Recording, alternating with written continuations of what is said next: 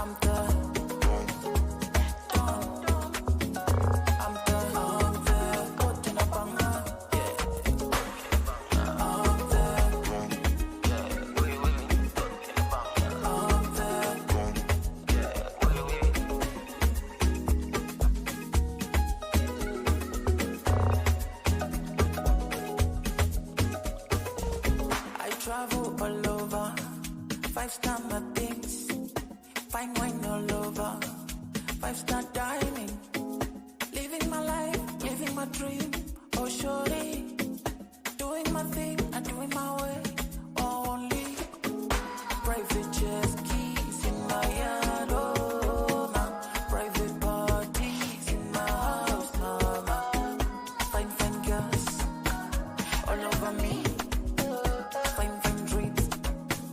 All over my body, 'cause I'm the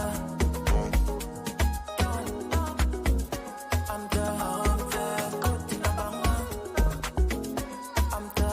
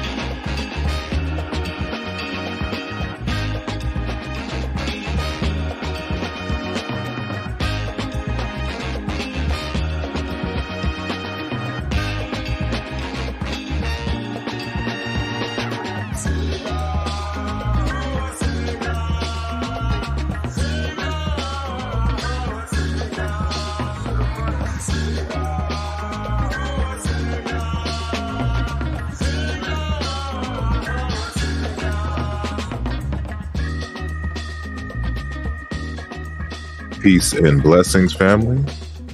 This is your brother Asarimhotep with the Martin Delaney Center for Egyptology. And today is Imani, Saturday, January the 6th, 2024. So happy New Year's to each and every one of you. And today is going to be kind of a formal, informal presentation and conversation titled Favor Ain't Fair, in response to Brother Kamjiverse and a recent video in which he played. And so we'll be getting into a lot today. So without further ado, we will get right about now.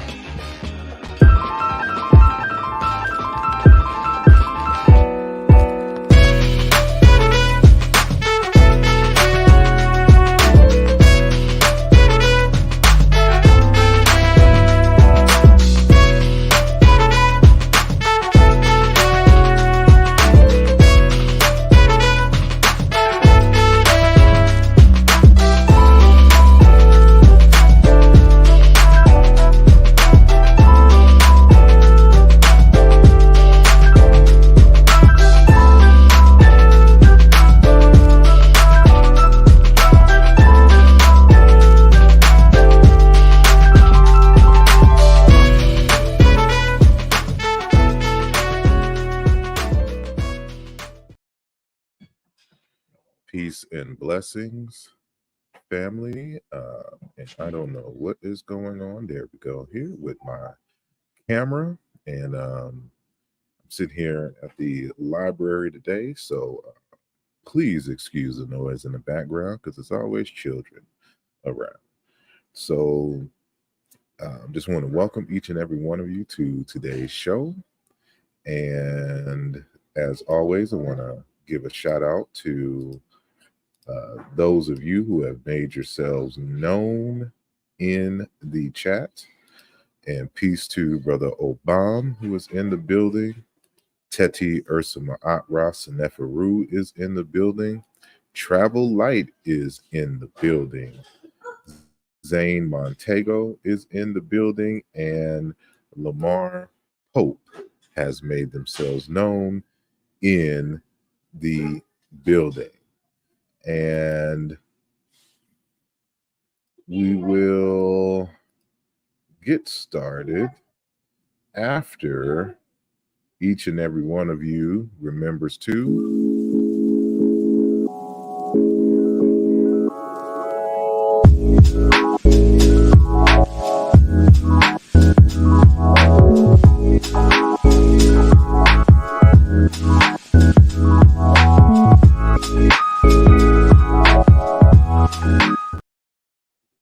That is right. Make sure that you hit the like button and that you share the conversation as we are live today. And so I saw a question here. Zane Montego asked, what's a Kamjiverse? Kamjiverse, I don't know what that necessarily means per se, but it is referring to an online who makes a lot of videos concerning African history and culture and things of that nature. And so he doesn't normally show his face. And so, of course, Kamjiverse, we don't think is his real name, but who has real names on YouTube nowadays. But so I'll be addressing a person. So it's not, Kamjiverse is not like a thing per se, even though technically, if you have a body, you have an object. But yeah, and peace to 42 Tribes who's in the building. Musa and Kesla, I can never say that name. In Hela, I know it's I forgot how in South Africa. I don't know if that's a combination click sound. I can't do it. But peace and blessings to you, Brother Musa, And you're going to have to come on one day and teach me how to say your name. And I'm going to say it and say it and say it until I get it correct so I can stop messing it up. And we got Edward Nigma, 9x9 in the building. And Dasharab is in the building. Peace and bless to you. And Hoppy Valley Farms is in the building. Thank you all for joining. I hope I didn't miss anybody. I think that's it. So the nature of today's conversation. Oh, and before I do that, if you have not seen our recent interview with Brother Kapuya Chiuma out of the Congo, who now lives in Israel at the moment. We had an interview with him on last Saturday. So, you can see that recently on the channel. And we were talking about the Congo School of Egyptology and Bantu language and culture in relationship to the ancient Egyptian. So that was a good interview. And, he did a presentation. So just wanted to introduce him to my audience, at least. You may have heard me speak of his name before. But so make sure you go check that out. And so again, the title of the show is Favor Ain't Fair, in response to Kamjiverse Part 2. And so what this conversation is in response to is a video that Kamjiverse did on his YouTube channel, right? So just to give you an idea, so I'm sharing the screen now. So this is the video here, and it's titled A Critical Analysis of Asarimhotep.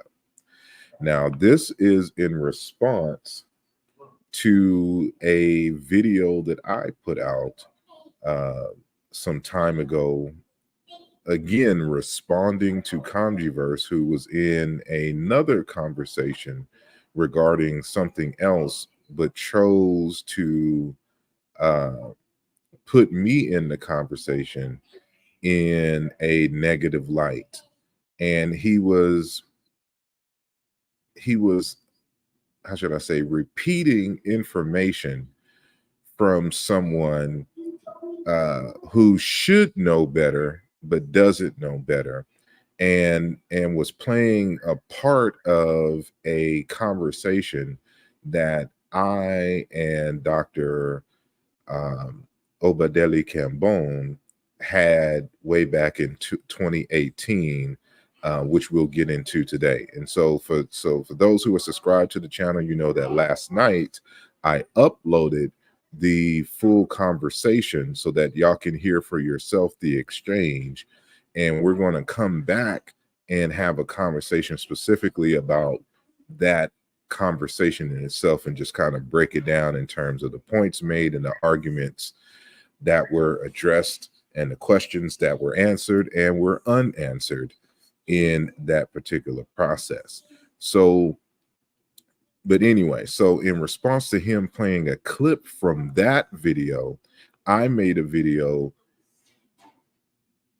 detailing the errors in Obadeli Cambone's argumentation. And so again, these were arguments that I made in the video.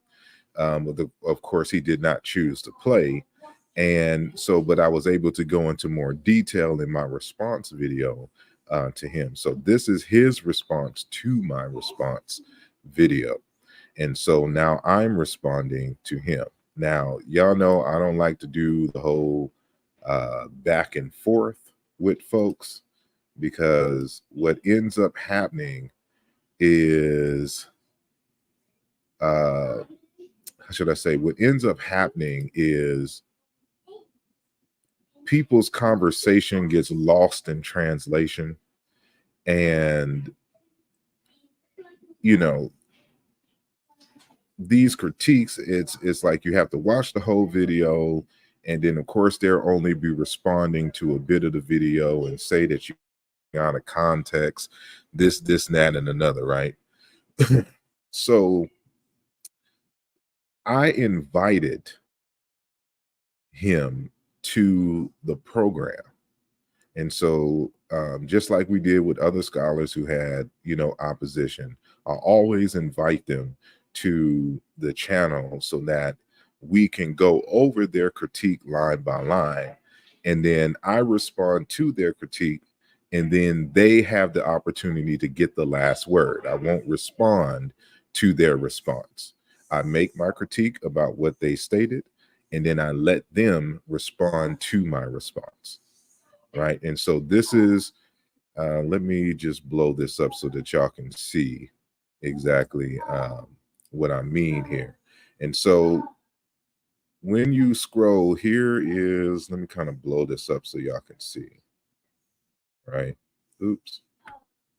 Let me go down.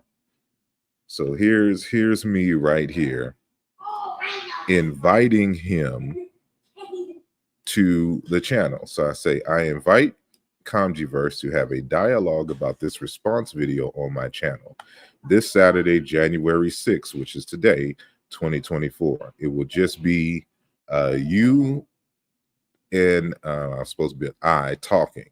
We will play the entire video, pausing to address each point made, skipping no statements until this has been addressed. I will present my rebuttal for each point, and you can reply to each rebuttal after I have finished. Each person will have the complete floor while talking, and the other will be muted out until the other person completes their statements. My platform is a non-drama platform where scholars come to discuss important scholastic issues. This is an opportunity for you to support your assertions and to edify the community. Do you agree to the sit down and the proposed date? So I'm not challenging him to a debate or anything to this nature. I'm simply stating that I will respond to his statements, and then he has an opportunity live and in person to make a response to my response. That way we don't have to do no back and forth videos or and stuff like this, because if anything is taken out of context, it can be addressed on the spot. And if he has any counter, he can pull it up on the spot, right? So there's no discrepancy here. And so, of course, because we have issues of bad character in this this community, he does a whole bunch of deflecting. So he says, Asar, you can make this a lot easier by showing your work published in a linguistics journal. If you can't do this to show a professional historical linguist who compares ancient Egyptian with modern languages by using the meta-netra transcriptions. Without these things, you are ultimately wasting people's times and are better off admitting that all your demonstrations are your own personal theories that are not generally accepted in historical linguistics. So I reply, great way to deflect. Here you have the opportunity to freely, uninterrupted support your claims in the video live and display your competency in the subject. And it is clear you are deflecting. I don't do back and forth videos, and I prefer that you be given the opportunity to defend your statements live. Therefore, there is no accusation that your statements are taken out of context, and you can clarify your statements and defend against my commentary to your critique. So let's take this opportunity to edify the public and to show what scholastic discourse can be in these YouTube spaces. Do you accept the invitation to discuss your video live? And of course, he goes, this is not deflection. You are free to conduct your live as you wish. And what I say again is that you can easily prove me wrong by publishing your work among historical linguists. And so he continues to deflect for a number of statements, and people in the replies are calling him out for not accepting the sit down and the conversation. So he tries everything in his power to deflect from the fact that he is simply scared of a one-on-one sit down, right? And so, this is one thing that I've found in these communities is that everyone has something to say behind your back. But when you have the opportunity to speak in front of and you have the opportunity to demonstrate on the spot, your commentary and the like, these people start doing all the shuffling and but so and you this and this, instead of being able to defend their actual statements. And so, this is typical of people in this particular community who can throw, as the saying goes, who throws rocks and then hides their hand, right? Because it is clear that he is not um, he is not competent in the subject matter. And so it is my opinion that he is afraid that this would come out in the matter of our discourse. And I'm going in this conversation that we know why he's hesitant to have a conversation. So keep in mind, y'all already know that on my channel, we don't have the back and forth. We don't have 1,000 people on the live and they're yelling and cussing at each other and whatnot. It's straight scholarship here. And so, why he would be afraid to have the conversation is interesting, right? And so, like, even, and I'm just seeing this post here. So whoever ACYG9ZF is says, as a certified lead auditor and engineering peer reviewer, after reading asarimhotep's work, I can confidently say that his research is sound based on a few things. The readers were made aware of the methodology to be used. There is clear evidence-based thinking approach used throughout the book. References were clear and concise. If you have any objection, debate him with your methodology and evidences live for everyone to see. And I don't know who this is, and so but I thank them, saying for the post.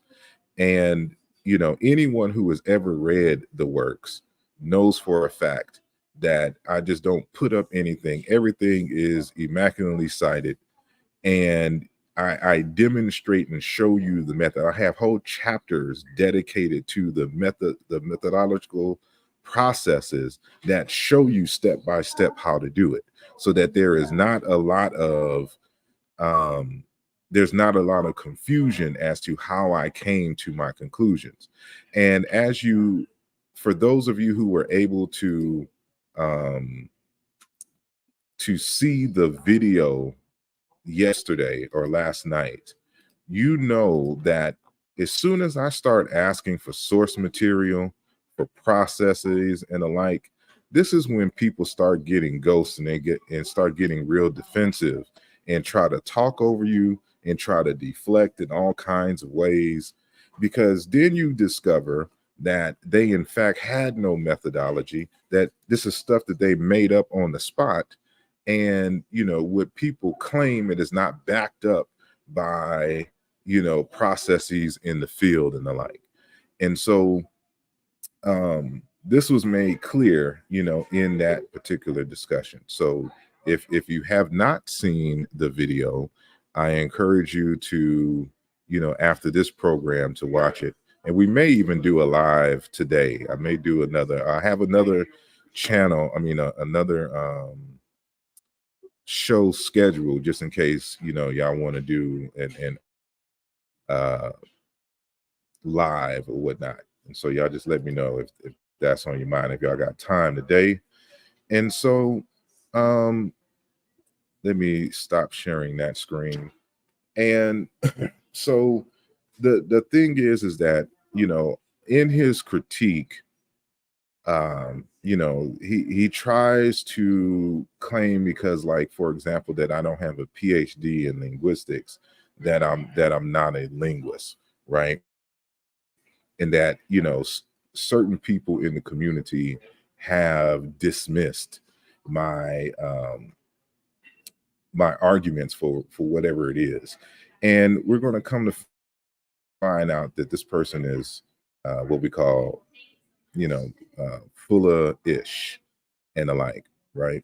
And so what I want to do is I'm going to represent a part of an expanded form of a conversation that we had back in 2019, I believe, 2018 or 2019. And this was brought on because of Dr. Taka Kilimanjaro of UKimmett Press, when he was interviewing or being interviewed on a podcast, and he had made a statement, a negative statement for anyone who, and it was directed at me regarding challenging the hypothesis from Sheikh Anta Diop that Kemet means black people. And so for Dr. Taka Kilimanjaro, he was like, you know, this is like these people couldn't hold, he said something to the nation like he couldn't hold Diop's jockstrap and all this other kind of stuff, right?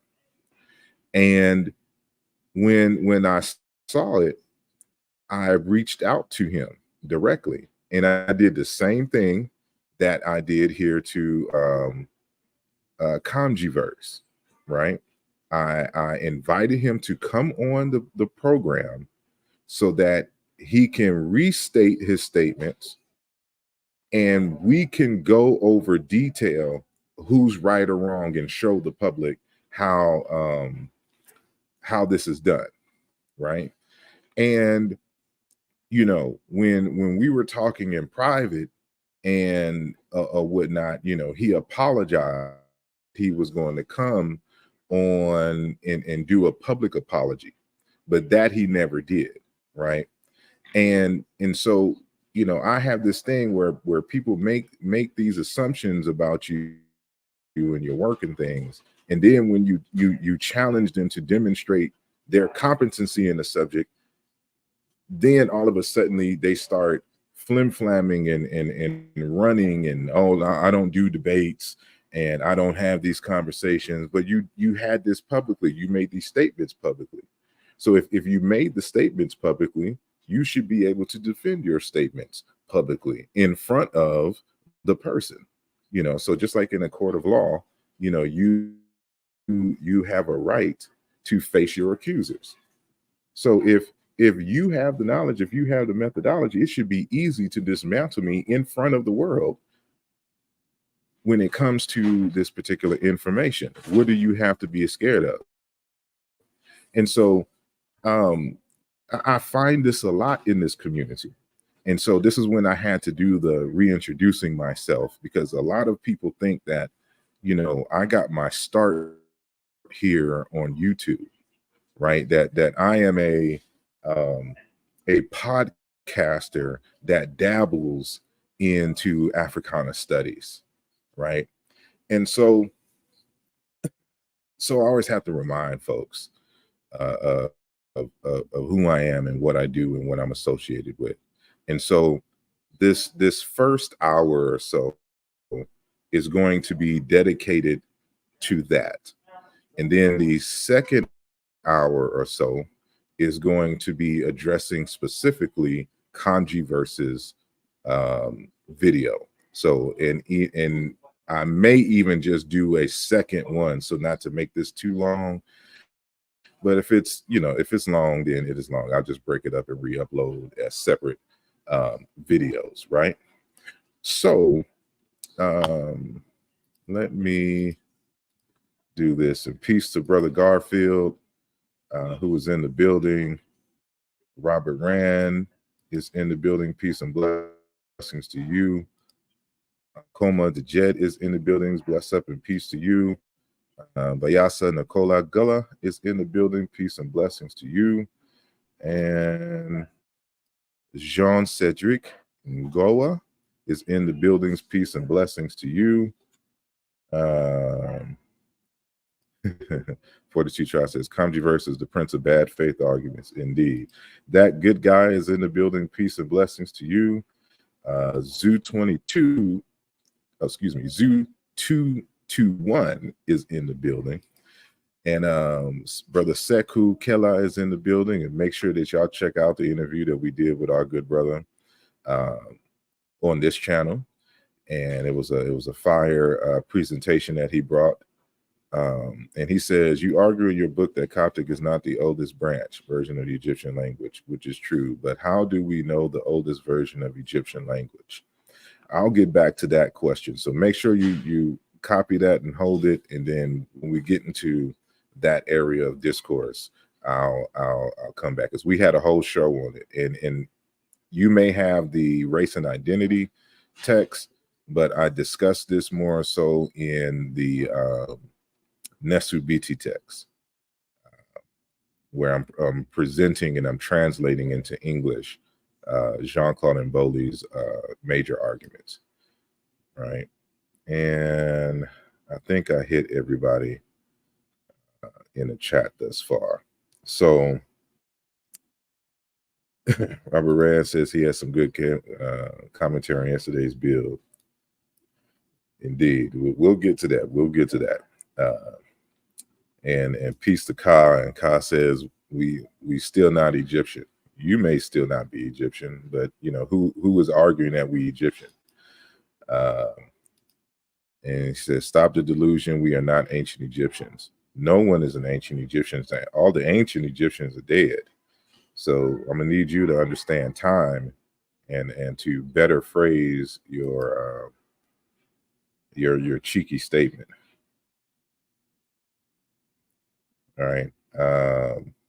So let me just share my screen, do the entire screen. All right. And so boom. And okay, got it. Y'all let me know if y'all hear like an echo or something like that, right? Because then I'm gonna put it on full screen and I won't be able to hear. So, you know,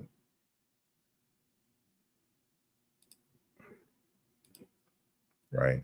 So this is, again, this is the same presentation from 2018, right? But there's some stuff that I added into there, right? And so, you know, when I introduce myself today, I usually say that I am an memory recovery specialist, right? Now, my training is in computer science and Africana studies. But, you know, to be more poetic and to be more concise in exactly what I do in the Africana studies space is ancestral memory recovery.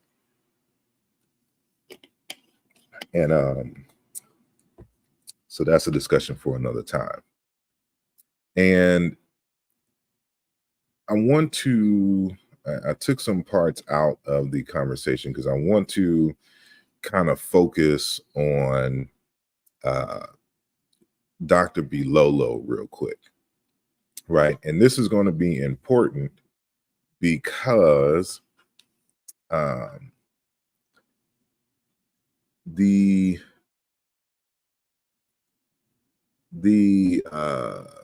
should I say? Because let me find this image real quick, because one of Kamjiverses, and everybody, whether it's, you know, Unk, Smash, Shaka, Dudu Kemet, Brother Reggie or whatnot, they keep making these statements that are not true, talking about there's no linguist, there's no Egyptologist, and there's especially in the African space that supports these ideas, these arguments, right? And of course, if they read the text, they, you know, I cite them directly, but you know, all of these people don't read. So because they don't read, they like making stuff. They like freestyling. They think they're in a BET Rap City cipher, and they just gonna just make up stuff on the spot. But What we have here is from a 2016 conversation that I and brother Kapuya Chiuma. The full name is Patrick Kapuya Chiuma.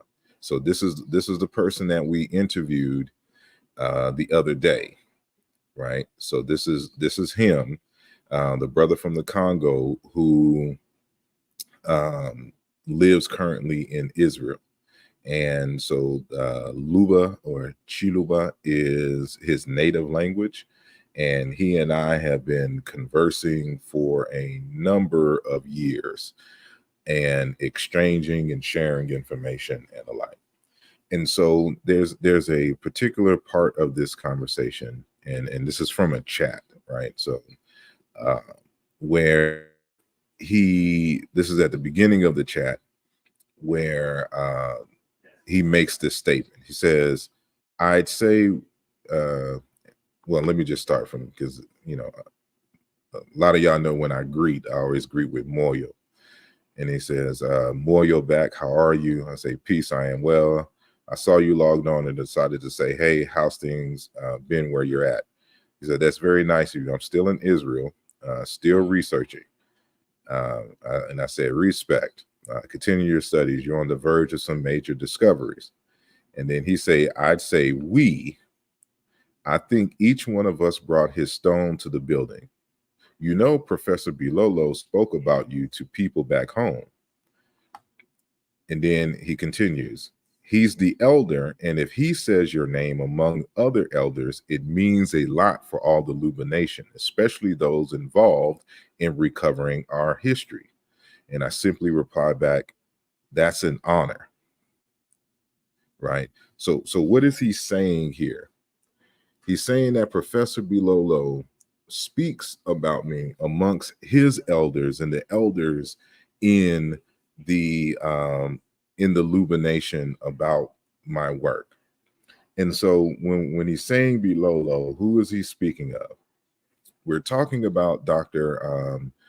And Professor Mubabinge Bilolo, you know, who was born in 1953 in Kabwe and Kaka and Kasai region of the Congo Kinshasa. He is a citizen of Luba or Bukama Empire. He is a prince of Shinima Nome, and the princedom of Kabai, the kingdom of Nkole Matamba. So not only is he a professor, an academic, he is also a prince of a royal line dating back to the Luba Empire nation, right? So he brings that experience, especially when it comes to the philosophy, rites, and rituals on kingship from an African perspective, and especially when he's talking about ancient Egyptian. So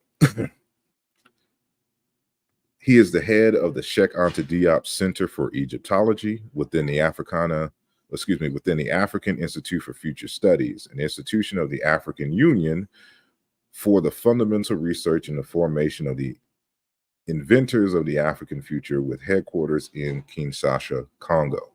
And this is also associated with UNESCO, right? And so Dr. Bilolo, for those who don't understand who Lolo is, he is an academic who has studies in various different fields. And so at the time that I wrote this, it was at 25 years of university training, but he continues to train even to this day. And so this training was broken up basically into 4 phases. And so the first one was in philosophy, anthropology, sociology, and African religions, theology, and human sciences. Philosophy, the second phase in philosophy, social sciences, and fundamental theology. The third was in Egyptology, ethnology, African studies, and religious sciences. And the fourth phase was in political science, sociology, infrastructure, economics, and environmental management.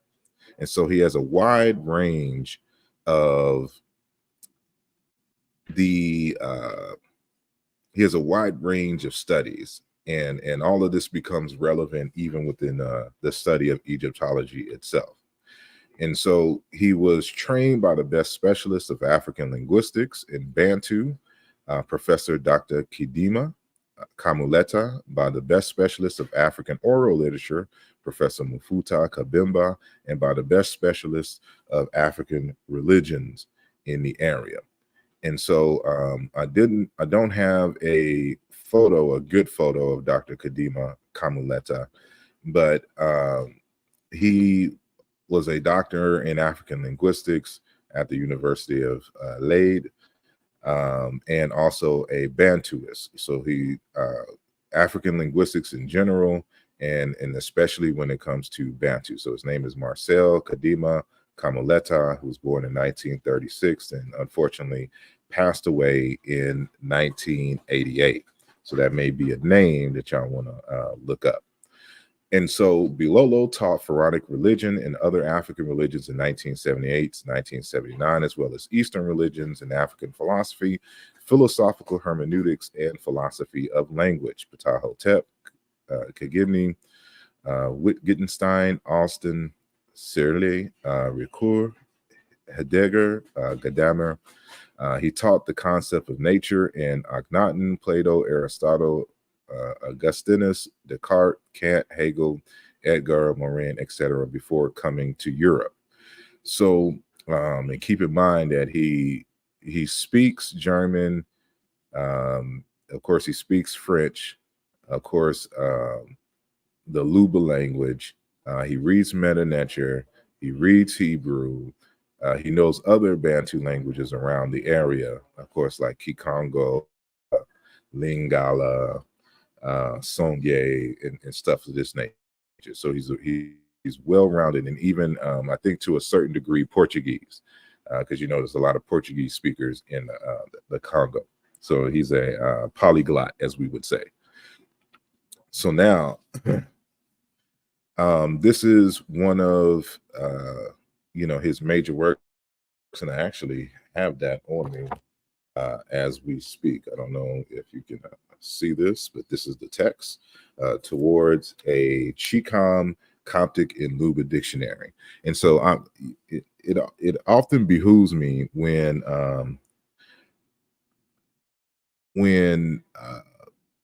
people see Chicam and wonder where I got it from. And after I of course I say it explicitly in the text, but I've said this so many times on this program, and it just shows the comprehension level of a lot of these folks. And so Chicam is simply the word Kemet in Luba, right? So you would say Chicam, or you would say Bukama, right? And the capital of the Luba kingdom was called Bukama, Chicam, right? And I've shown where this place is still called Kama today, even in modern Congo. So, but this is a photo of Dr. Bilolo, right? And here's a number of his texts, and I believe this text here. Let me see. Yeah, I think this one here, the Le Cosmos Theologies. This text, I believe, was based on his actual PhD thesis, and part of it actually may have been split, because I know, like when he's talking about the fundamental Theban philosophy of Platon and Egyptian, this is also discussed as well in his PhD dissertation as well. But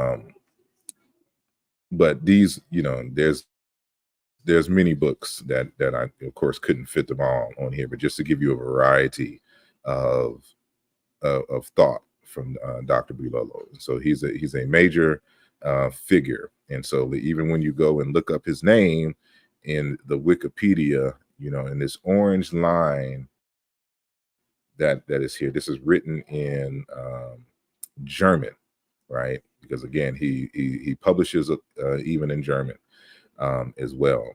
And so what it states there in this area right paste it in Google Translate, because German is not one of my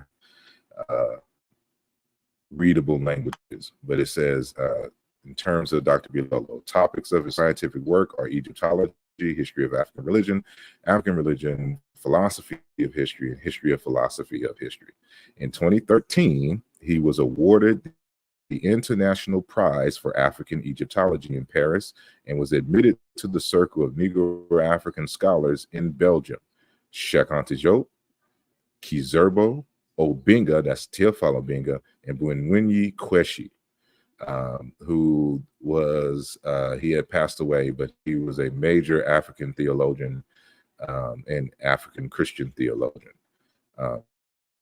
At the end of 2013, on the occasion of his 60th Jubilee. Right, so you can calculate how old he is today so what would that make him? That would make him 70, because that was his 60th year. So in 2013 and 2023, he would have been 70. So he will be 70. He's either 71 now or will be 71 this year, right? So he's an elder of elders, right? So now, so you can see Dr. Bilolo here, even on this panel here with Teofilo Obinga, and so this particular panel is from the 5th Pan-African Congress. This is Affiong Le Affiong, of course, Teofilo Obinga, Muba Bingi Bilolo, and Dr. Natasha A. Kelly. Right, all of these are doctors. They should have that. So, you know, when you're talking about African philosophers, African linguists, African Egyptologists, Muba Bingi Bilolo is on that list. So you had the first two names that everyone knows, and that's Cheikh Anta Diop and Dr. Teofilo Obinga. Then there was a second wave of African scholars from the same school. So that's when you have the Abubakar Musalams, the Oscar Pafuma, the Omindiji, Babakar Sall, you know, the Modupe Oduyoyes, the you know, countless other names. These are large names, but in that grouping is Dr. Bilolo. And so this is why in 2013 they put Dr. Bilolo in the same, when you mention these African scholars, you have to mention Dr. Bilolo in the same conversation as Cheikh Anta Diop, Teofilo Obinga, Kizerbo, and Bwenwenyi Kweshi, right? And so he's a giant in the field. And so much so that Dr. Bayi Malongwa, who is also out of that general area of Central West Africa, you know, who, and we'll get into him a little bit more. So he published in Spanish this text here, Pioneers and Pillars of African or Africana Egyptology, right? And epistemological studies of Cheikh Anta Diop, Teofilo Obinga, Muba Bingi Bilolo, and Gregory Biogo. That's the other name I couldn't think of off the top of my head. But you know, anybody in the Francophone world knows about Gregory Biogo, right? And so there's a whole book dedicated to these pioneers and pillars: Cheikh Anta Diop, Teofilo Obinga, Muba Bingi Bilolo, Gregory Biogo, right? So if you want to know about Dr. Bayi Malongwa, he was born in Maloba, Equatorial Guinea. He has studied at the St. Augustine University of King Sasha, at the Augustinian Theological Study of Valladolid, at the Center for Theological Studies at Seville, at the San Vincent Fair Faculty of Theology at Valencia, at the University of Valencia, at the Autonomous University of Barcelona. He has a doctorate in philosophy from the Autonomous University of Barcelona, a master in challenges of contemporary philosophy, bachelor and master's in theology, a postgraduate in Egyptology, a diploma in Egyptian hieroglyphs, a bachelor in philosophy from the University of St. Augustine, Kinshasa, and the Pontifical Università Urbana from Rome. Since 2013, he has been a researcher at the Charge de Recherche at the Center of Egyptology, the Sheikh Anta Diop Center of Egyptology of the African Institute for Prospective Studies, which we mentioned that the head of that is Dr. Bilolo of the Europe section, and currently a contracted professor at the National University of Equatorial Guinea of epistemology, theory, science, and history of philosophical thought. And so this in-depth institute here is going to be a major part of this conversation. So he is a big name in of himself, recognizing these four individuals here, right? And so this becomes important when we are having these conversations about who I am, and when people try to make it seem as if there's people who are there's no backing of my work per se, and, in Africa, which is silly and dumb, because I can name more folks. But one of many of my teachers and been ongoing teachers since the late early 2000s, if that makes sense, right? Like the late early 2000s. Not quite sure how we articulate the 2000s yet. The 90s and the 80s was easier, but these, the early 2000s, 210s, the 220s. So I guess that's how you do it. So in the early 2000s, the mid to late 2000s is when I first contacted and got to know and started getting to know and getting instruction from Dr. Bilolo. And so, here is an email response responding, and he has a number of scholars here that you can see their names, and they're talking about me, right? So this is just a screenshot of my email talking about with the conversation from Dr. Bilolo in the email. So he's responding to another person, right, who is asking about me, a brother from the Songye people in Congo. And so he says, and this is Dr. Bilolo speaking, and I translated it into English. It was I who responded to the letter of June 18, 2012, during my last visit to Houston just 12 months ago. I met the Houston group around asarimhotep in the Department of Black Studies at the University of Houston. One of asarimhotep's parents seems to be from Mozambique. This could explain why he finds himself more easily in the Chiluba. I do not think that the Luba Online Dictionary and that the Luba Dictionary in Morrison can explain his whole approach to the study of Chiluba and Chicam. In addition, in his group, there are many young people who come from different countries of the Black world in the sense of Nkela or Mukela. I had asked, talking about Dr. Kalamba and Sapo, and we'll get to him in a second, to involve him in the this text here, Melange Ngindu Musheta, and other works that will follow. In short, we will carefully follow his research while leaving him a great space to explore intuitions and have a good day. And so he says, Osiris's son, Wana Mushila wa Chijila, I should say, right? And so it's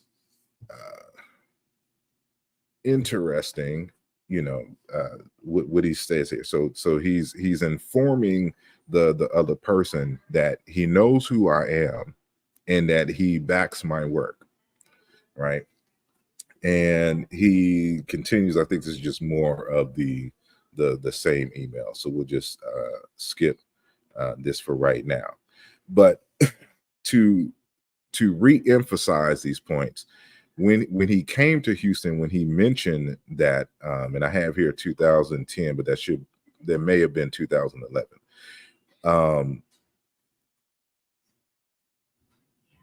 you can go on the YouTube channel right now and type this in. So if you kind of take a screenshot and you want to just put the exact address in, this is it. But this is Dr. Mubabingi Bilolo in Houston. So I am behind the camera. I'm the one that's recording him. And to the left is our interpreter. And he's kind of breaking down, some correlations between Chiluba and ancient Egyptians and how he came to his conclusions and the like and all of that, right?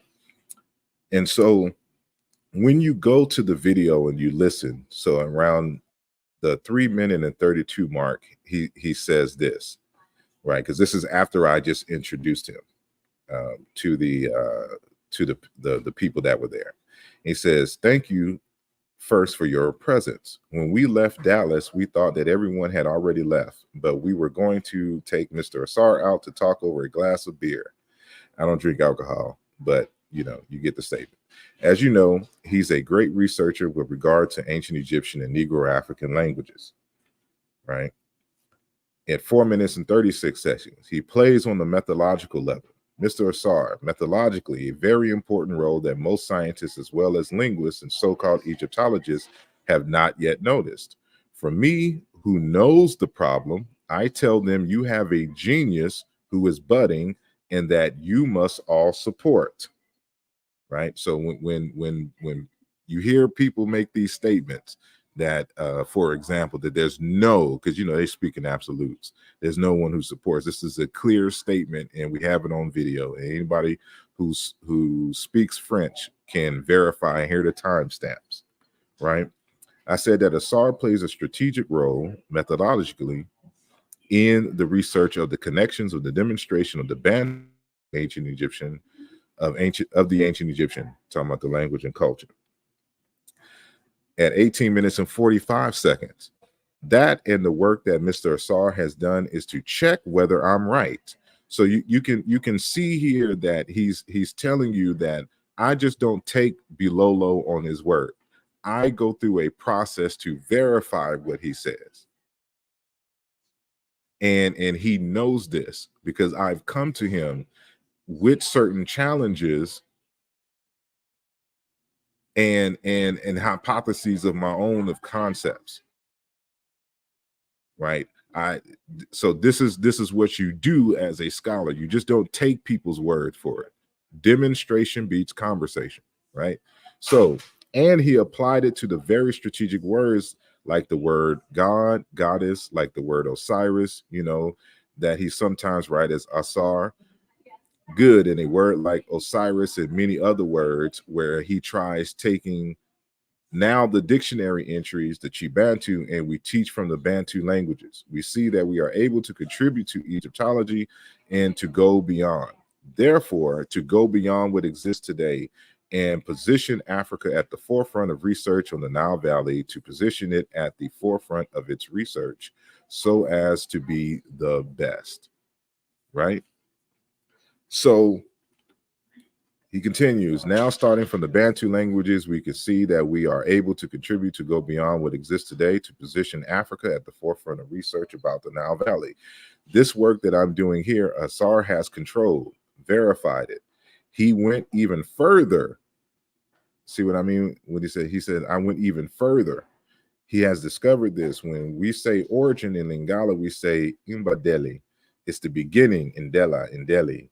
Is the birth, the generation. Bayandeli means those who generated us. And if we take the nuances in Lingala, it means that which is at the origin, at the source, the primary cause, right? And so I'm just giving you these examples here to show you that there's a process when I'm engaging with these scholars. And because I have done the work, they have supported me over the years, right? And so, like, here's another example of this. So this is Kenneth Nunn, who's a lawyer, and he is the one who was taking care of the late Dr. Fukiao at his last moments before he passed, around this same time. So he passed in 2013, And so in 2014, he ASCAC was going to do a dedication to him. And so on the panel was going to be Dr. Wade Nobles, who, you know, is one of our preeminent scholars in Africana studies and in Africana psychology and the like, right? And so him and Fukiao, you know, had a good relationship as well. And so I had a relationship with Dr. Fukiao, but it was brief in comparison to everybody else who would have been on that panel. But however, Dr. Wade Nobles could not make it.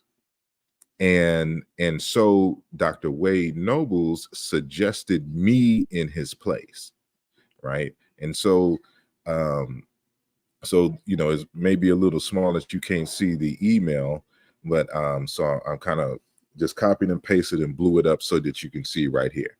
He says, Brother Asar, I am on the planning committee for the ASCAC conference. I am putting together a panel to recognize Dr. Fukiao's contribution to African-centered thought. In particular, the panel proposes to discuss the teaching and the writing of Dr. Fukiao and the contribution he made to our recovery and understanding of the African worldview. Dr. Nobles, Dr. Wade Nobles, was originally scheduled to present on the panel but cannot. He suggested I contact you instead. I have seen the paper you provided, Dr. Nobles, with your linguistic analyses of the meaning of Amen. It is very good, but somewhat off topic for the panel I have in mind. Do you have another presentation that is more in line with the topic of the panel that I could propose to the planning committee? If so, I will forward your information on to them and let you know that what they decide. In any event, I look forward to meeting you at the ASCAC conference in Newark. And so when you're looking at these conversations with a lot of these detractors, for example, you gotta ask yourself, which one of them would one of the elders suggest to replace them on a panel regarding, you know, African religion, philosophy, history, and especially in this, more specifically in this case, dealing with the works of Dr. Fukiao, right? And his brother Kenneth Nunn, who entrusted me with Fukiao's unpublished works. So I have 6 books of Fukiao's that has not been published yet, that will be published in the near future. But who among them, who amongst Kamjiverse, Unk, Reggie, Smash, any of them would this, it wouldn't happen, right? But they constantly have conversation about, you know, and try to throw shade in areas for which they have no knowledge and history of, right? So we're going to continue. And so this is going to be important here because this is from the 27th back in 2015 Shekanta Diop conference. And so this is where I was given the Diopian Institute for Scholarly Advancement presents to asarimhotep the DISO Award for Intellectual Initiative and Academic Action, right? Now, this is going to be important because, you know, it's people like Shaka and Dugu Kemet and Netter Naeb, for example, that in, I think it was the 2022, it's either 2021 or 2022. It had to be 2022. Shekanta Diop conference tried to get me removed from the Diop conference because they're still in their feelings about the Kemet debate or the Kemet discussion. And so sent them emails, of course, anonymously, but we can tell by their writing who it was, because, you know, you can't hide the way you speak in your writings. But these two tried to get me kicked out of presenting at the Shekanta Diop conference.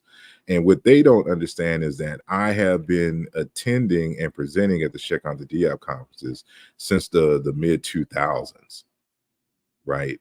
I'm a staple in the field, right? and have publications with folks along these lines, right? And so that book that that book that Dr. Bilolo had mentioned, this is the full title here: the Unity and Plurality of the Truth. Essays in honor of Professor Dr. Alfonso Ngindu Macheta, Volume 1. And so in this text, and I'm holding it here so that y'all know that this is an actual text, right? I'm holding the book here. This is the text where I have a peer-reviewed article, because everything in here is peer-reviewed. And Dr. Bilolo I'm right after Bilolo's chapter. So his is on the signification of the name of Ngindu in Chikam, right? And then my article, which you can see here, is Ma'at's origin and family. Family is the foundation of theology. Mine is the only English in this, right? So, unless y'all primarily read French, y'all wouldn't see this particular publication. But this is the text, right? And you can see it here. You clearly see my name in the text, and this is the title of the text. And so it's amazing, these ideas that these people, this person peer reviewed. I only trust people to peer review journal. I'm talking about, and don't know anything, don't read scholarship, right? And they also forget that I have 2 chapters in the Encyclopedia of African Religions, edited by Dr. Molefe Kiti Asante and Ama Mazama. I have one on Osiris with Seer. And so remember that, even when I was discussing, or excuse me, when Dr. Bilolo was having a discussion about me to a number of his colleagues, that he mentioned my work on Osiris, right? And this is an extension of that work. Excuse me, that the work that I was doing at this point, because this was done in the in the mid 2000s when I submitted this, right? And so, this is just more powerful than petty. And so now I'm working on a text called Paths to Ma'at, Essays in Honor of Dr. Muba Binge Bilolo, right? And so this hopefully will have it out in, if not the end of 2024, the beginning of 2025, right? And so I have, because there's a process, because most of the people who will be contributing will be contributing in French, and I already have 3 of the essays that will be in the volume. And so, one of them is from Dr. Balanke Ki K, Penny Penny and Sase, right?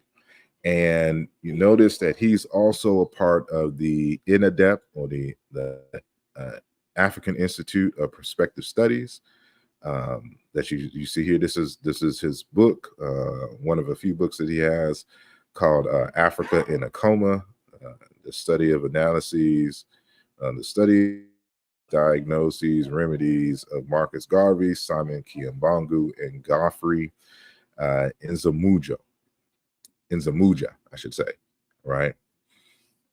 Now, who is he? He's the winner of the Imhotep Paris Prize, Cheikh Anta Diop Douala Prize, Special Diploma of Excellence, Freddie Mulonga Foundation, Paris Pan-African Merit Prize, Brussels Formal Christianized African Formal Director of Radio, Tomisai Kikwit, former priest and Visar of the parishes in several countries.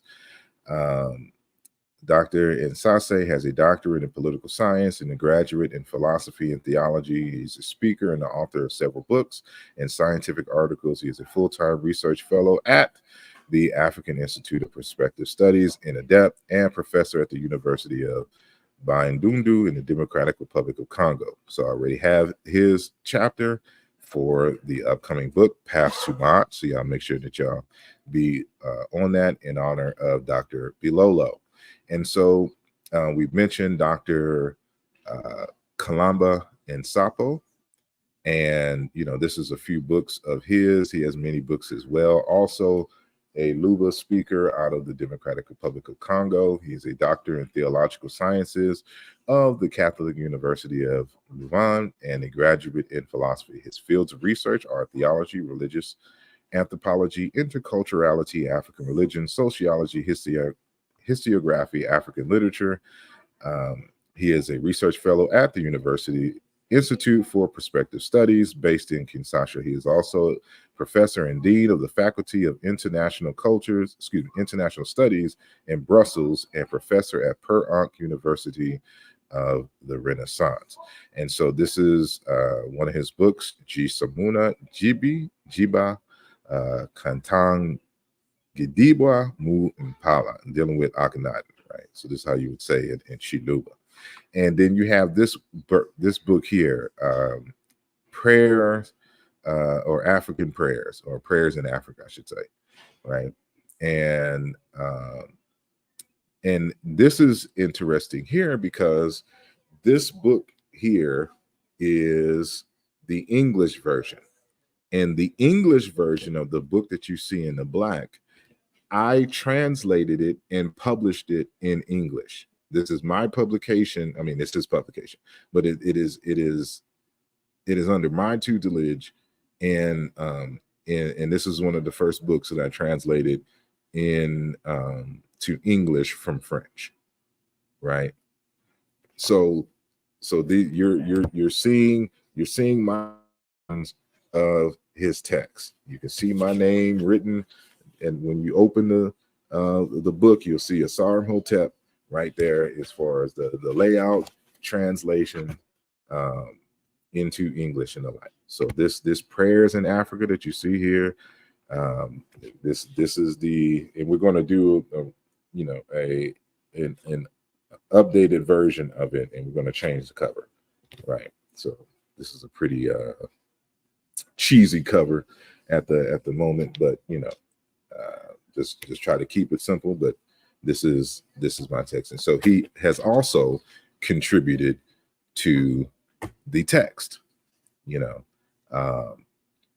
and that is the Path to Ma'at. And so that the other the third contributor to the text also is Dr. Malongwa, Bayi Malongwa. So he's the third. So I have all of their essays already. I just have to translate them into English. There's going to be a few other contributions, as well as my contributions in the text. And everyone is involved in the Institute of African Studies and Institute of Prospective Studies. So what is that? And so let's get into what that is, right? And so, you can just go online. This is in Wikipedia. The African Institute for Future Studies, also known as Pan-African Institute for Future Studies, or INADEP, is a research institution and university founded in 1989 by the president of Zaire, present-day Democratic Republic of the Congo, Ordinance 89-287 of 9 November 1989. It is located in Kinshasa, Congo, though it was originally located in Zomba, Malawi. In addition to subsidiary departments that are funded for the future studies of the exploration of the future, INADEP has funded a Center for the Exploration of the Past named Diop's Center for Egyptology. INADEP is a member of the National Research Council of Congo and one of the national government organizations devoted exclusively to scientific research and to the training of new researchers, right? In 1985, the International Symposium on Africa and its Future thinks it is appropriate to start an African Center for Studies of the Future. President Mobutu Sese Seko agrees to the idea and offers to provide initial infrastructural facilities in Kinshasa. Ordinance 89-287 of prescribe the foundation of the public institute called the Institute Africain de Studi Perspectives or INADEP. And in 1990, the Center for Egyptology was added. The chairman of the Center for Egyptology is Mubai Binge Bilolo, who we've already mentioned. So, you know, this organization, this scientific organization, also has an Egyptology sector and wing, and is headed by Mubai Binge Bilolo, one of my teachers when it comes to African languages and linguistics, and when it comes to Egyptology. I have many others, but you know, he's one of the major ones, right? And so, you know, I have countless correspondences and conversations with Dr. Bilolo, right? So this is just one here from Facebook, and so I want to kind of highlight this section right here, right? So I'm just going to copy and paste it. I'm going to translate it and write this. So he's telling me here, you are already a member of INADEP, but it is the Congolese state which paralyzes us because the civil servants of our supervisory ministry do not pay the operating costs. Otherwise, you are counted as a researcher in INADEP. So who is a part of the researchers of INADEP in the Center for Egyptology? It is your brother, asarimhotep, right?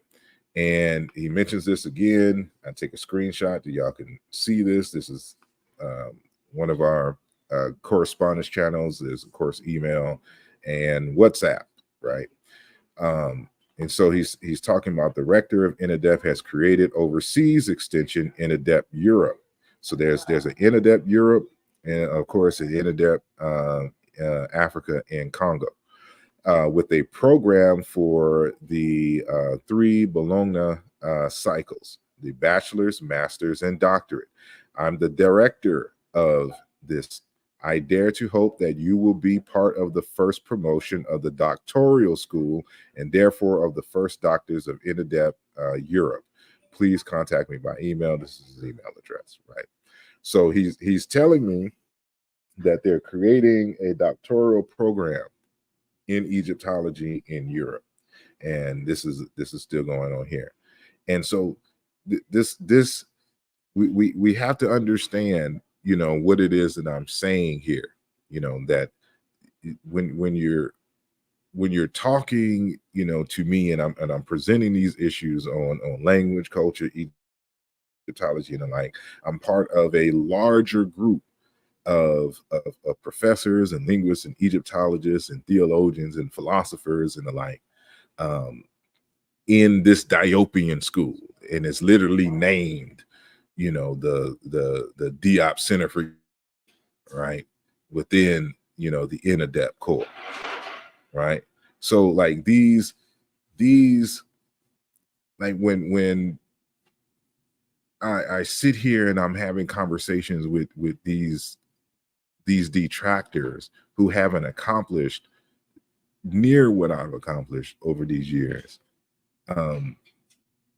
It's just amazing the level of hate that they will go to, right?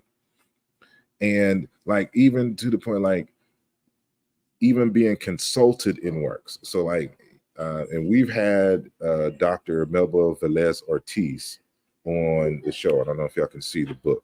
And so here's the text that she published, Maatian Ethics and Communication in Context, which is citing my work on, in part, on mod. She cites a lot of works dealing with mod, but she, you know, one of the major contributions to this particular text, Maatian Ethics and Communication Context, right?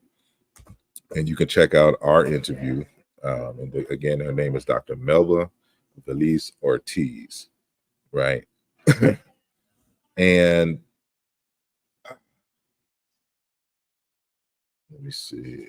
I'll hold off on those for a moment, right? Like, and people want to know, like, where, like, you know, one of my first teachers, and I'm bringing, you know, the names of some of my teachers in these. So remember, my primary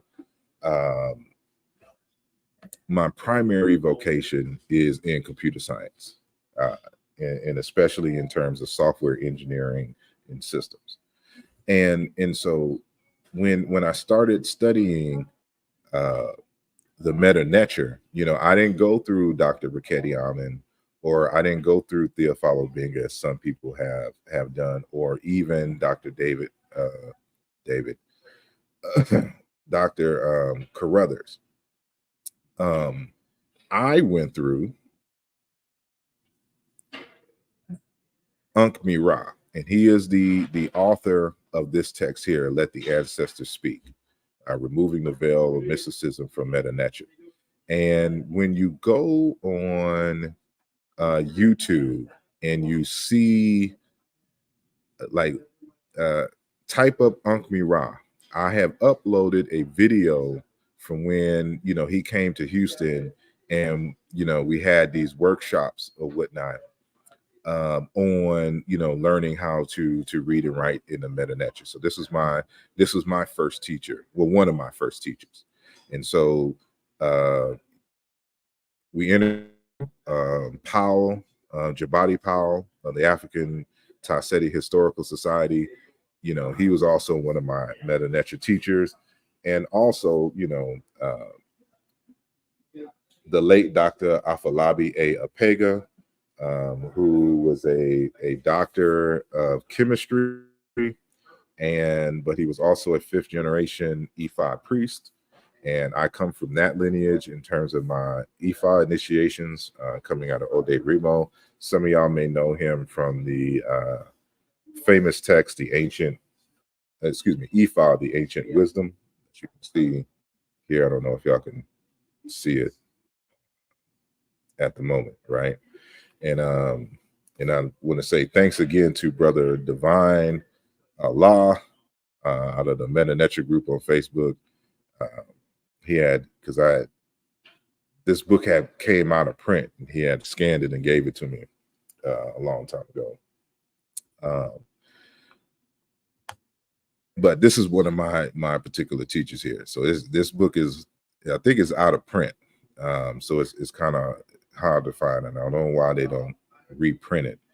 But he learned under Obenga and others. But so this is my lineage here. And of course, y'all know Jean-Claude Mboli. I've learned a lot from him and really studying his texts. And so just to reemphasize, like, I have the book. This is the text here, Origin of African Languages. We'll discuss this more in depth as well, right? And then, when it comes to language and linguistics, this is one of my first teachers here when I was at the University of Houston, Dr. Karen A. Kleiman. She has written a book, The Pygmies Were Our Compass, Bantu and Batwa and the History of West Central Africa, Early Times to 1900 CE. Now, she is significant because, she comes out of UCLA and studied under Christopher Ehret. Her and Dr. Gonzalez were instrumental in me in that particular path. Now, keep in mind, Christopher Ehret is the Joseph Greenberg School. So when I first came into this, I was learning under the nomenclatures of, Nilo-Saharan, Afro-Asiatic, Khoisan, and what did I say? Did I say Niger Congo, Nilo-Saharan, Afro-Asiatic, and Khoisan, right? So that those Greenberg phylums, right? That's what I studied under at first. And this was one of my teachers, a number of courses from her. And even, when it came to learning African languages, like this is, I still have this to this day. This is my syllabus from the University of Houston, studying Yoruba culture and language, right? And this is the professor Olufemi Oladapo Babalola, right? And, this is some of my notes that you can kind of see here from the first day. And so you can see I had bad handwriting here, right? So I started my Yoruba studies basically 30, not 30, about 20 some odd years ago, just a little over 20 years ago, right? And so I'm not proficient, I can't hold long conversations in Yoruba, but because now I mainly focus on Yoruba as a linguistic study instead of a cultural study. But like this started, from this class here. As a matter of fact, this is where I met my my son's mother. We both took this class, right? And so even back in the day, like when I first started this Kemet, my research and writing it on the word Kemet, in 2002, I met Dr. Mario Beatty at a conference that was being held at the University of Houston. And at the conference, after I made my presentation on Kemet, Dr. Beatty wasn't in that particular room at the time.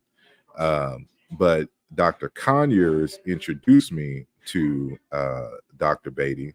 So, and this comment here is for the likes of Smash and others, because I heard Smash make the comment that Dr. Beatty, went the African route versus I, who went the Greek route because of my affiliation and initiation into Alpha Phi Alpha Fraternity Incorporated. Well, Dr. Conyers, also a member of Alpha, is the one who introduced me to Dr. Beatty, who is also a member of Alpha. So is Dr. Greg Carr. So when people try to throw shade at being a member of a Greek lettered organization, and then try to big up, Dr. Beatty or Dr. Carr's name, they're both alphas. We're all in the same organization, or the Sunjeti, right? Like you be surprised how many in this space are members of Greek letter organizations in general, and then Brothers of Alpha in particular. But this is where he gave me Dr. Obinga's number, and this is when Dr. Obinga was at San Francisco State. So this was his number, and I would call him and get instruction from Dr. Obinga, but I never got a chance to like study under him, right? So, but he is the one, after these phone calls that really told me to harness and focus on the linguistics, and especially because I have the software background. So I was still in school at the time, and he was like, well, since you are into computer science and computer information systems, you would be great at linguistics. I would encourage you to pick up linguistics along with studying the meta nature.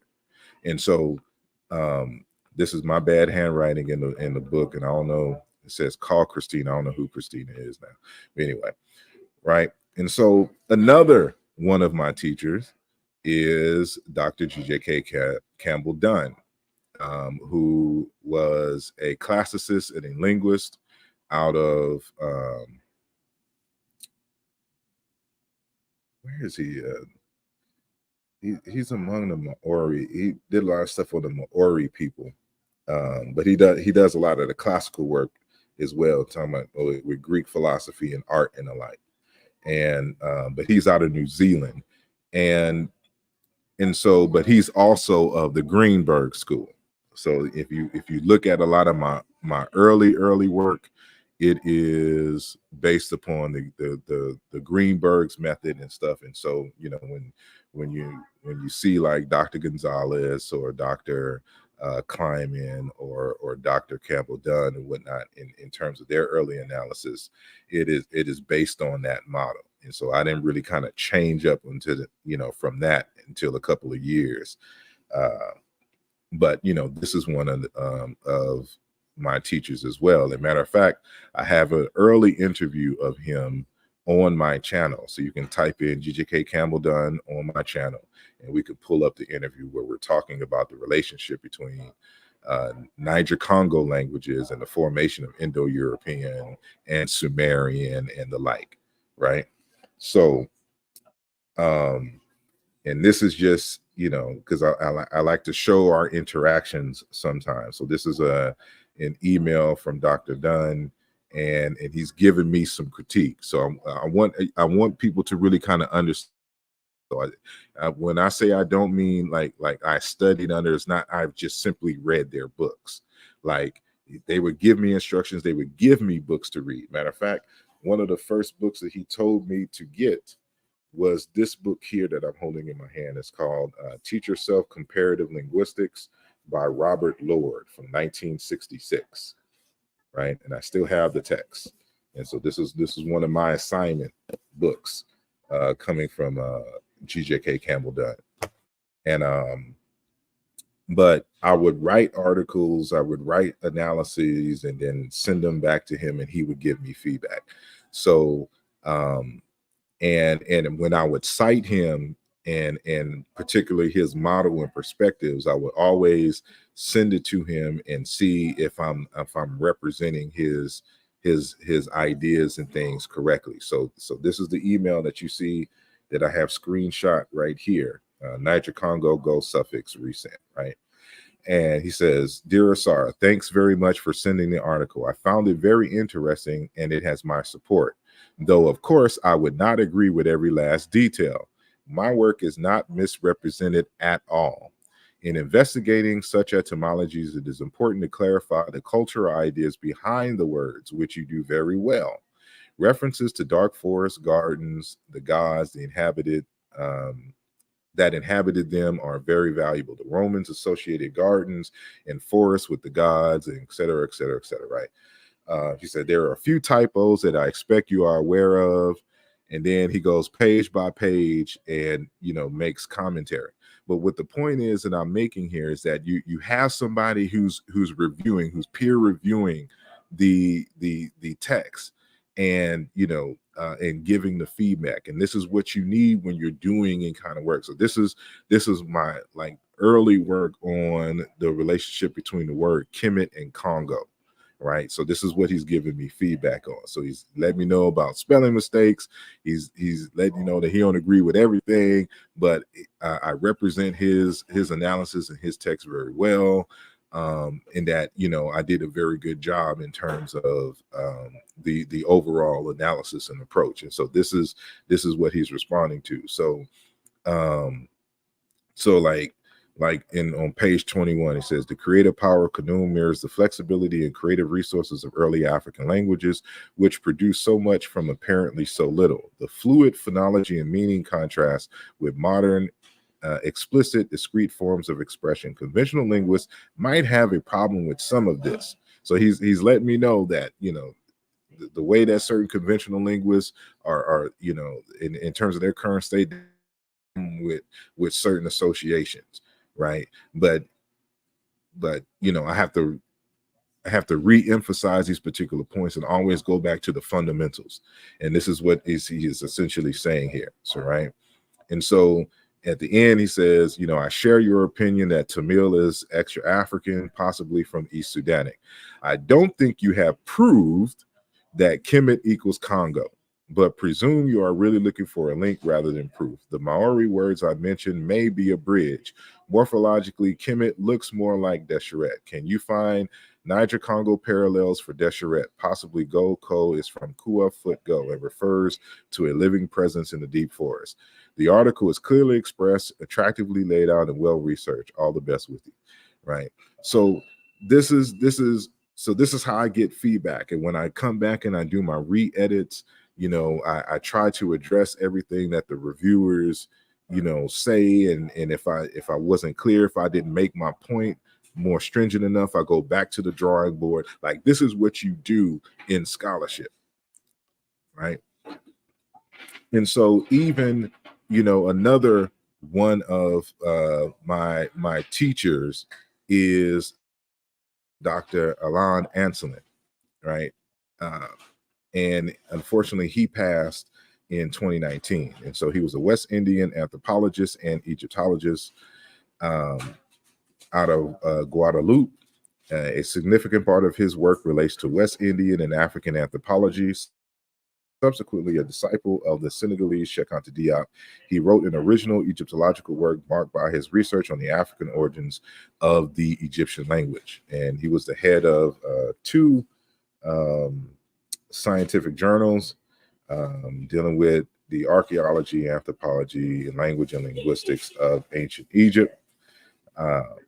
And so, like, this is one of our email exchanges, and he's given me feedback because I'm doing an etymology on the name Seba, which is the star and teacher and the like. And he's given me feedback, and he's given me some suggestions and things of this nature. So I've always had instructions from him, and he would give me texts. He would give me some of his unreleased work to analyze and the like. And so he's one of my teachers. Like there's a whole band of teachers, and so these aren't situations where I'm just giving one, like I'm sending an email and asking a question every now and then. Like these were serious instructions. And so when I'm because of these interactions with these scholars over the years in the language space, this is why I'm able to do what I do, along with the self-study, right? Because when you go to school, you go to school to learn how to self-study. That's the whole purpose of you. It's not just to get a diploma. You're supposed to learn a skill set so that you can be a self-learner going from this point forward, right?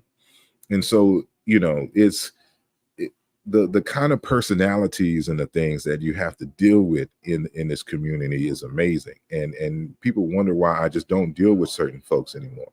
Like when it comes to, for example, Reggie, for example, like him or Ned or Neb, because you saw what I mentioned in terms of the hateration trying to get me kicked out of a presentation for the Cheikh Anta Diop conference, which I've been going to for damn near 20 years now.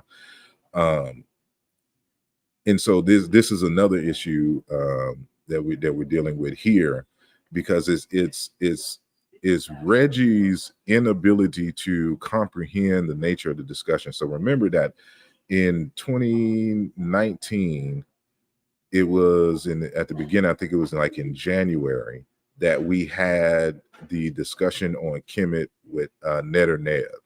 And because Ned or Neb lost that argument, Reggie tried to step in and he got beat up. So what Reggie tried to do is get backup from Dr. Mario Beatty, right? And so this is the reason why at that 2019 ASCAC conference, a little bit of it was set aside to address the Kemet question, right?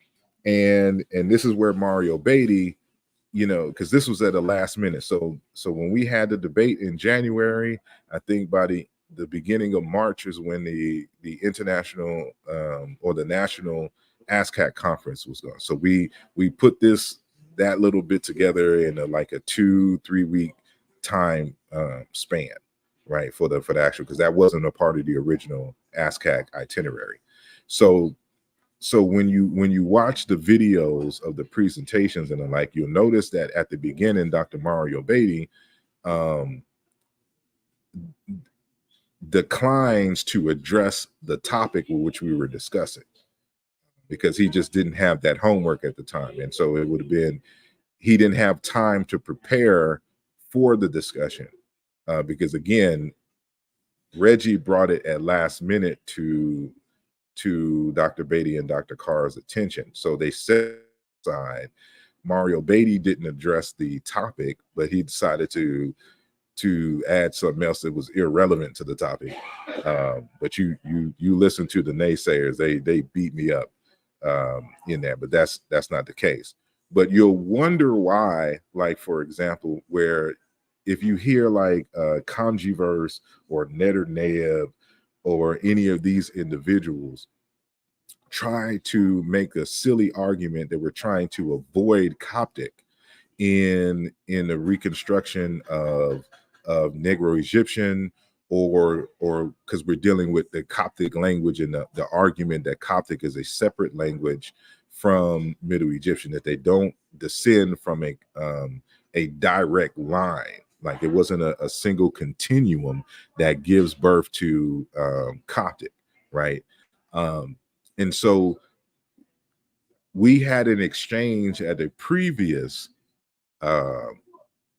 ASCAC conference. It was one of the regional conferences in the fall, and this was brought up. So he and I were having this exchange. But what people don't know is that this exchange was a continuation from a number of email exchanges that Dr. Mario Beatty and I were having, right? And we kept challenging, like he was trying to come to conclusions about arguments about Jean-Claude Mboli's work, not realizing that you have to read the work before you can have an opinion on it, right? So he was misrepresenting Jean-Claude Mboli's arguments, and I believe it is because he was getting misinformation from Reggie, and he's going off of what Reggie is saying and not understanding the nature of the argument. And so when we had the conversation in 2018, because remember I said that we would had the exchange at the ASCAC conference in 2018. So here's an email from 2018 March. Right. So that was the last conference, the earlier part of 2018. Right. So this is part of the email in response to an email that I sent him. And so he says here, Hotep Asar, it was a great conference on many levels. Let me start out by saying that I appreciate your work. Your discussion of the symbol for nature at the conference was powerful. One of the best discussions on this symbol from an African-centered perspective that I've seen.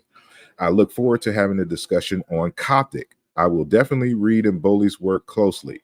I will suggest to Kamal Rashad that in the broader discussion of the meta nature group, and we should outline the issues in various scholars. For example, me, you, or Dr. Beatty, myself, Brother Asar, Obadeli Cambone, Rakiti Wemby, Amen, etc. should prepare formal papers as a prelude for the in-depth discussion. Everyone should benefit from this. So the reason why I have this highlighted here in red is because I kept charging him at the ASCAC conference. I'm like, Dr. Beatty, you don't have an opinion. You haven't read the work. Not only have you read the work, you're not trained in linguistics. So you wouldn't know how to be able to interpret the work once you read it. And you keep making these accusations and charges that are not being stated and not being demonstrated in the work. And so, you know, I kept re-emphasizing that every single time that he made a statement at the ASCAC conference. So from that conference, we were supposed to have an entirely separate symposium on the relationship of Coptic to Middle Egyptian based upon this argument. So that's what it was here. So it's supposed to include me, him, Dr. Ricchetti, Obadeli Cambone, and possibly even what's his name? Jean-Claude Mboli himself, right? So this is you know, just a little background. So when you're hearing these conversations, you understand what is going on, because you'll see Kamjiverse repeating stuff for which he was not there. He does not know the context of the conversation, and he just misrepresents points of view for some stuff that he hasn't read, right? And so like the extent to like the depths that Neb and Reggie and, you know, would go to is just unbound. And this is why I don't fool with people like this in this particular community, because of the bad character that they have. And so what they try to do was, at this time, you know, they was trying to accuse myself, Ujawu, and Sunjeti of plagiarism, and they try to charge me more specifically in, you know, a court and talking about not citing the TLA in a particular way in a 2019 book. So the 2019 book was a contribution to the debate on the meaning of the place name Kemet that myself, Ujawu, and Sanjeti wrote in anticipation of the ASCAT conference. Together that book in a week, you know, from our notes.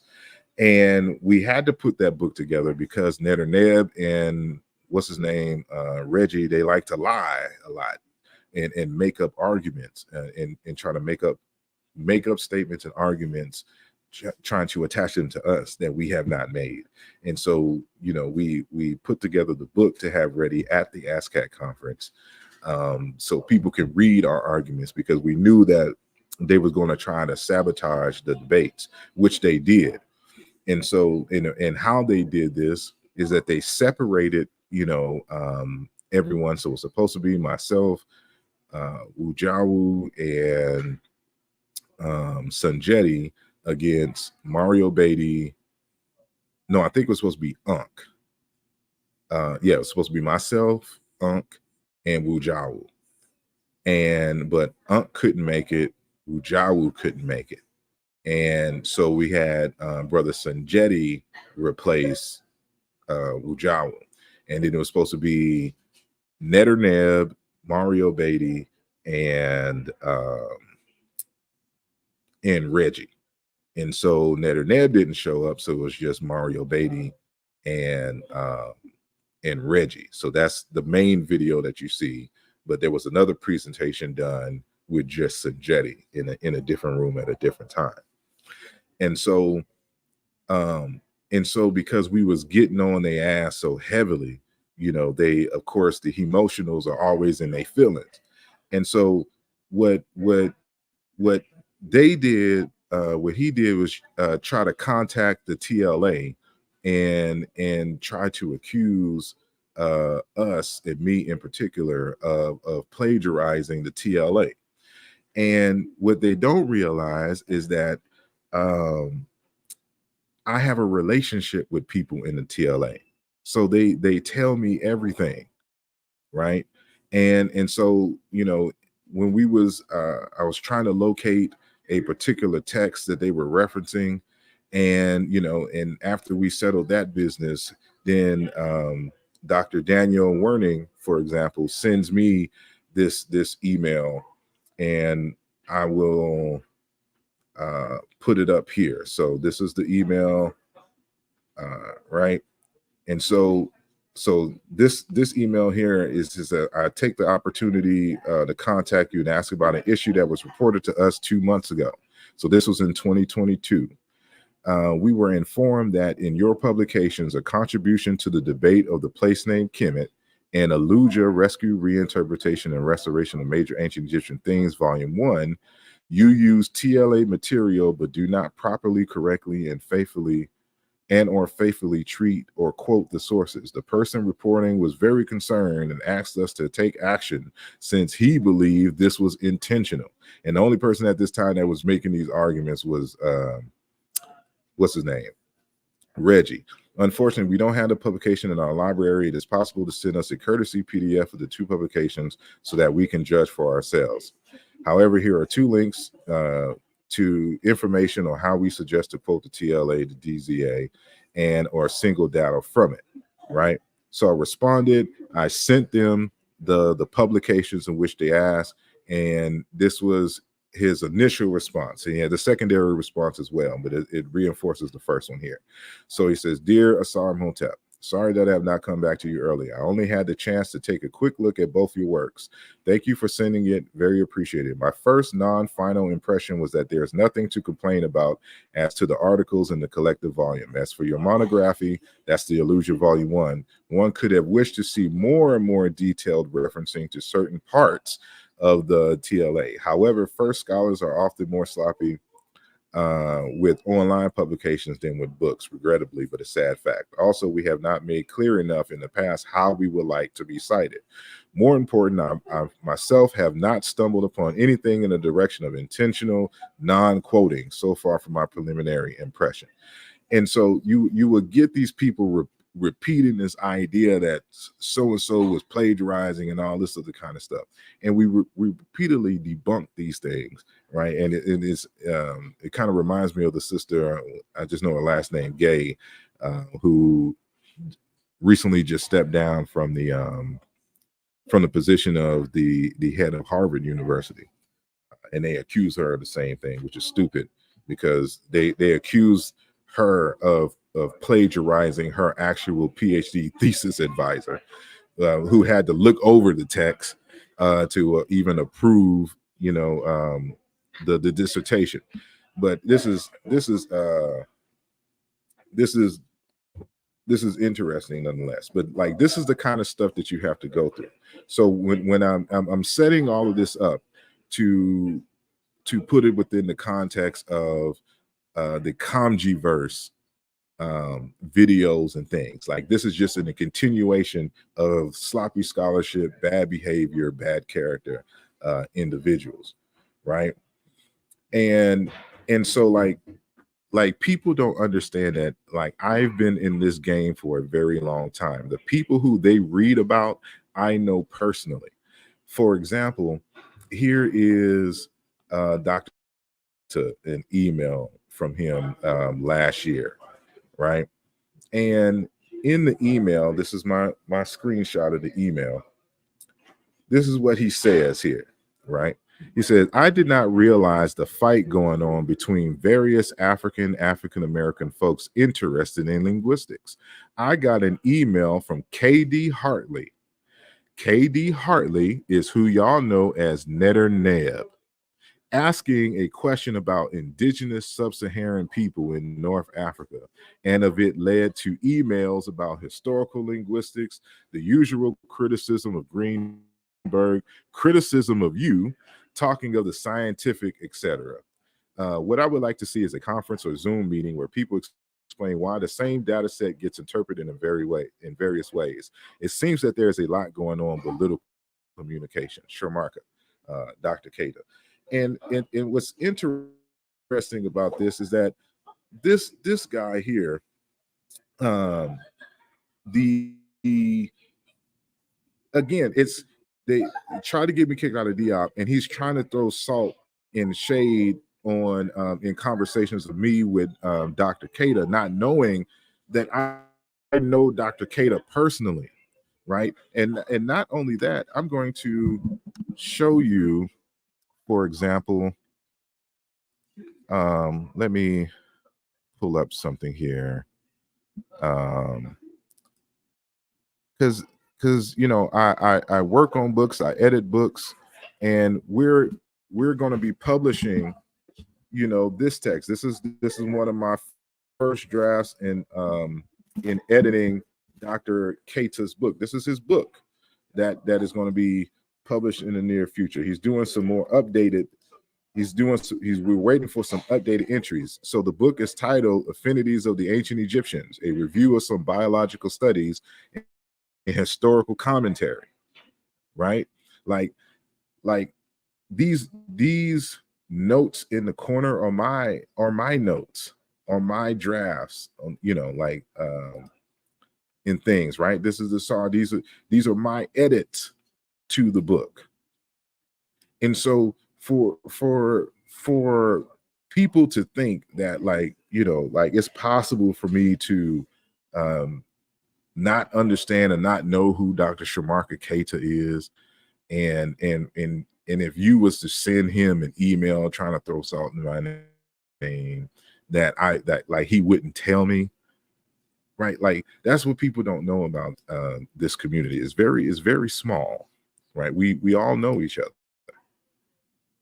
And this is the kind of BS that we have to deal with on a daily basis, from people who hate and just don't know and just don't understand. This is why I titled the conversation today, Favor Ain't Fair. And most of y'all who are still in the church, have heard this phrase.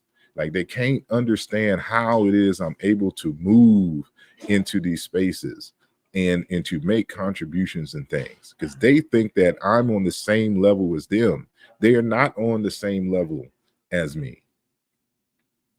And you have to re-emphasize it. And it's sad that it's gotten to this point, right? That they think we're equals. We're not in this space, right? And so there's a reason why, for example, when the Hoppy film did the Egypt tour, right? Like who's on the panel? There's a conference here that these people were invited. Like, they didn't submit abstracts. The people were invited. So who's on this panel? Dr. Milana Karenga, Dr. Bayena Bello, Professor James Smalls, Dr. Leonard Jeffries, Dr. Rosalind Jeffries, Dr. Malefe Asante, Dr. Theophilo Minga, and your brother Jabari was on the panel, right? And of course, Mfudishi, Dr. Susan Tata, right? And Dr. Chike Okula, but he's more economics in that sense. But which one of them could share? Who would be invited to be amongst these folks? Like, it's not an accident that I'm there, right? And the, you know, the level of hate in this community is just amazing, right? I don't know why I put this in this presentation. This is a book that I haven't finished yet, My Business Philosophy. This is from 2004 that I had this idea for this text. But like, this is Dr. Victor Okafor, right? And I've just been commissioned to submit a chapter on the etymology of Osiris for this text: Africology, Afrocentricity, and a Transdisciplinary Legacy of Diopian Epistemology, right? And it is going to be another peer-reviewed text in a university, right? And, you know, he's the I'll just read it. So Dr. Okafor, he's originally from Ghana, is of the Department of Africology and African American Studies at Eastern Michigan University.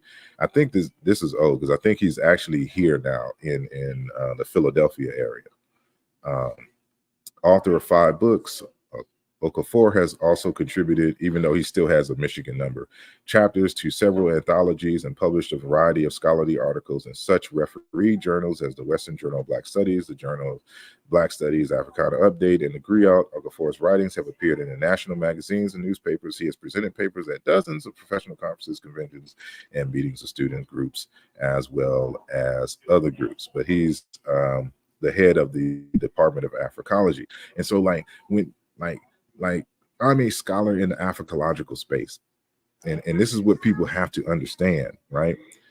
And it is for that reasons that, you know, I can submit, for example, in this journal. This was peer reviewed as well, the Senegalese Review, or the Senegalese Journal of History, right? And so this is the latest one. You know, the Re-examining the Divine from an Egypto-Bantu Lens, a linguistic and cultural analysis of the word nature, right?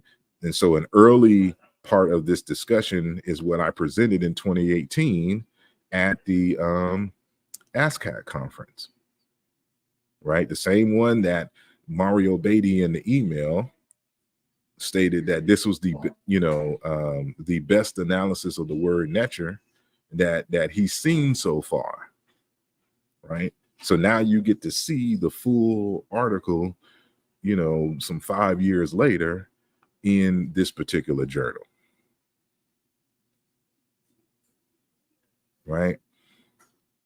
And so, you know, again, we're in a school. There's a school of us.